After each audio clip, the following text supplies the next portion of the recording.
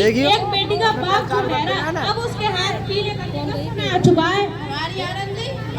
मैं तो लाऊंगा इन सबको बाप ना ना रो भी। हमारी आनंदी तो अभी 9 साल की है, अभी उसके खेलने कूदने और पढ़ने लिखने के दिन है। देख पार्वती, जितना जल्दी हो देख पार्वती, लड़कियां पराया इन्हें जितना जल्दी बिना कर दी उतना ही अच्छा। आनंदी की पढ़ाई लिखाई बंद। तगड़े लानो जब लानो ऑन कर। हेलो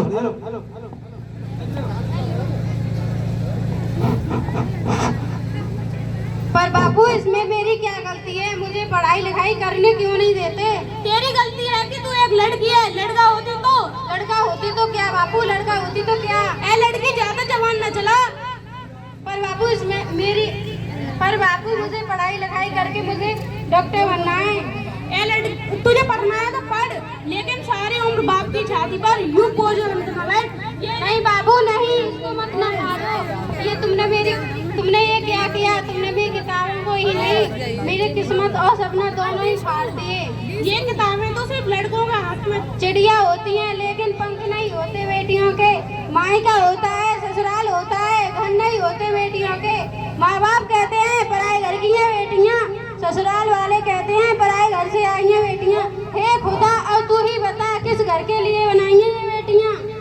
ये किताबें तो सिर्फ लड़कों के हाथ में अच्छी लगती हैं, लड़कियों के हाथ में तो मेहंदी अच्छी लगती है, सिर्फ और सिर्फ मेहंदी। पर बाबू मैं लड़की हूँ तो क्या हुआ? लड़का और लड़की हमारी दोनों आँखों के समान होते हैं। चुप कर आनंदी, और यह एहसान मान की तू अब तक जिंदा है। वही बचपन में तुझे गला दबाकर मार दिया हो तो ये तेरी बकवास न सुननी पड़ती आज। पर बाबू मुझे चूल्हा लगाना अच्छा ना लगे। देख छोरी, जितनी जल्दी हो चूल्हा जलाना सीख ले, और हाँ तेरा विवाह तो होगा, वो भी बहुत जल्द। अपना जीवन हाय तुम्हारी कहानी, आंचल में दूध और आंखों में पानी। मुझे माफ कर दे बेटी, तेरी बापू की जिद के आगे मेरी एक न चली, मुझे माफ कर दे। तो इस प्रकार 9 वर्ष की आयु में आनंदी का विवाह गोपाल राय जोशी के साथ हो जाता है। बाल विवाह एक सामाजिक कुरीति है। इस कुप्रथा का शिकार होना पड़ा आनंदी को। कुछ वर्ष बाद आनंदी 14 वर्ष की हो गई और उसके यहाँ एक शिशु ने जन्म लिया। तो आगे देखते हैं क्या होता है।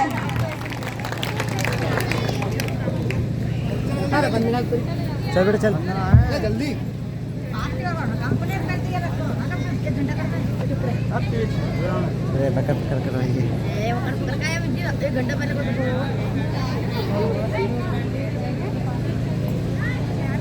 देखिए ना इसे क्या हो गया। आवाज कितनी देनी है कि इसका माथा तो बहुत तेज गर्म पड़ रहा है, इससे तो बहुत तेज बुखार है। आवाज तेज। इसका माथा तो अंगार की तरह कब रहा है, इससे तो बहुत तेज बुखार है। आप भी ना कुछ बोले देते हैं, दीजिए मुझे। ये तुम क्या कर रही हो आनंदी? ये मैं भगवान की विभूति लगा रही हूँ। ये सब अंधविश्वास है आनंदी। ऊपर उठा। माधव जल्दी से वैद्य जी को बुला कर लाओ।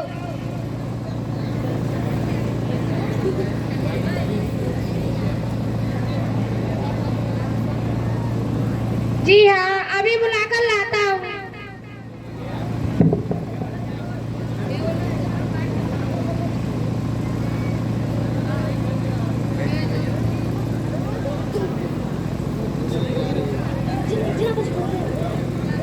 ये तुम क्या कर रही हो आनंदी? ये मैं भगवान की विभूति लगा रही हूँ। ये सब अंधविश्वास है आनंदी। अरे आप विश्वास तो कीजिए, भगवान की कृपा से इसका माथा ठंडा हो रहा है और बुखार भी उतर गया है ना बाबू? आंखें खोलो, देखो तुम्हें तुम्हारी माँ बुला रही है। उठो बाबू, आंखें खोलो बेटा, आंखें खोलो। आप चुप क्यों हैं? आंखें खोलो बेटा, आंखें खोलो। देखिए ना इसे क्या हो गया।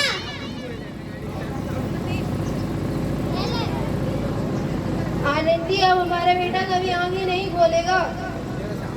नहीं, ऐसा नहीं हो सकता। मुझसे मेरे बेटे को कोई भी नहीं छीन सकता। माधव माधव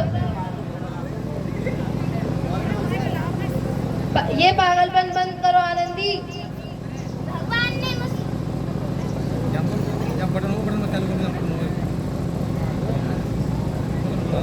ने मुझसे मेरा बच्चा छीन लिया। भगवान ने नहीं, तुम्हारी अशिक्षा और तुम्हारे अंधविश्वास ने छीना है। अगर तुम पढ़ी लिखी होती तो आज हमारा शिशु जीवित होता। तुम अनपढ़ थी आनंदी, अनपढ़। अनपढ़ नहीं हूँ मैं अनपढ़। अब मैं पढ़ूंगी ताकि किसी भी और आनंदी को अपना बच्चा ना खोना पड़े। शाबाश आनंदी, और यही तुम्हारे अपराध के लिए प्रायश्चित भी है। बहुत बढ़िया।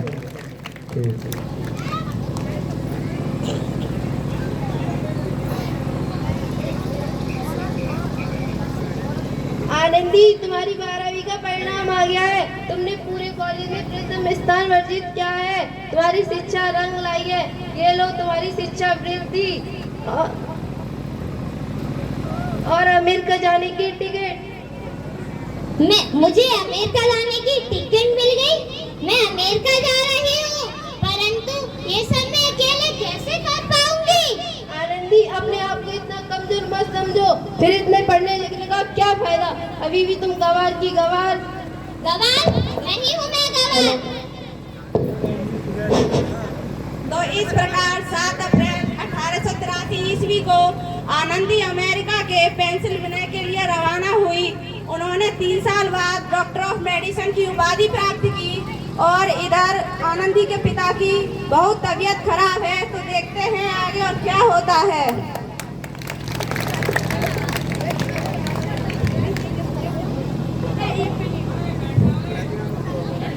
लगता है मेरे जाने का समय हो चुका है। अब मैं नहीं बचूंगा।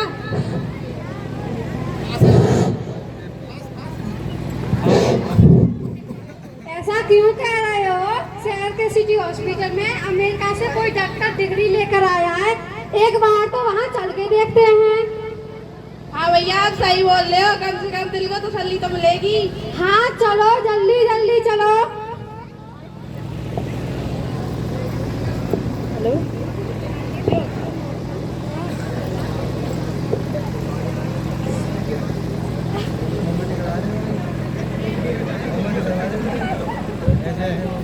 इस मरीज की हालत तो बहुत ही खराब है। इस मरीज की हालत तो बहुत ही खराब है। इन्हें तो कोई चमत्कार ही बचा सकता है। ऐसे मत बोलो भाई। डॉक्टर साहब कब तक आएंगे?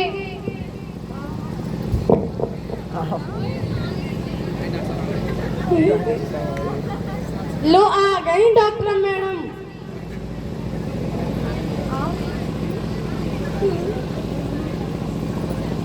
डॉक्टर मैडम, इसे जल्दी देखिए। इस मरीज की हालत तो बहुत ही खराब है। इस मरीज की हालत तो बहुत ज्यादा खराब है। आप घबराना मत, ये जल्दी ठीक हो जाएंगे।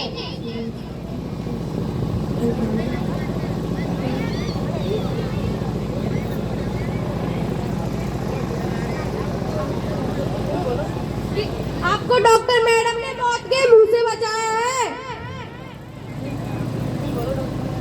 डॉक्टर साहब ने मुझे बचा लिया। मुझे डॉक्टर साहब से मिलना है।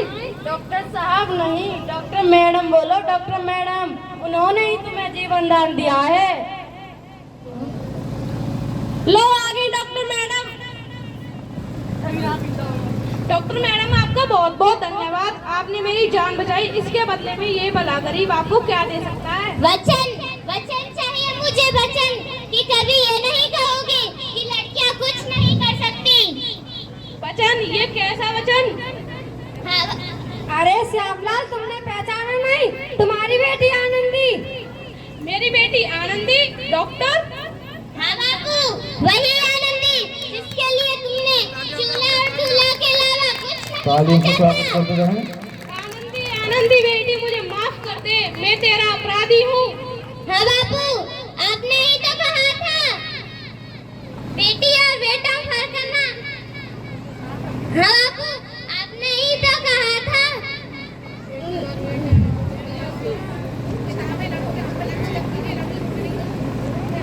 हाँ बापू, वही आनंदी जिसके हाथ पीले करके उसकी सारी जिंदगी काली कर देना चाहते थे।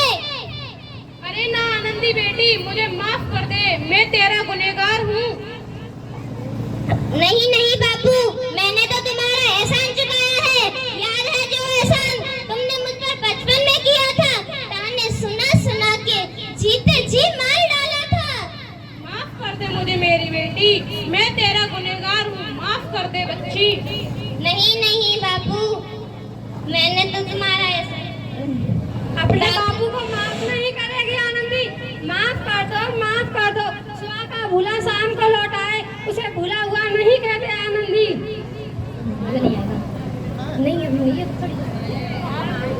चल आगे बढ़, कोई बात नहीं। बापू तो इस प्रकार आनंदीबाई जोशी ने अपने अटूट विश्वास और इरादे के साथ न केवल भारत की महिला डॉक्टर बल्कि उन लड़कियों के लिए भी सुनहरा मौका दिखा गई जो अपने जीवन में कुछ बड़ा करना चाहती हैं।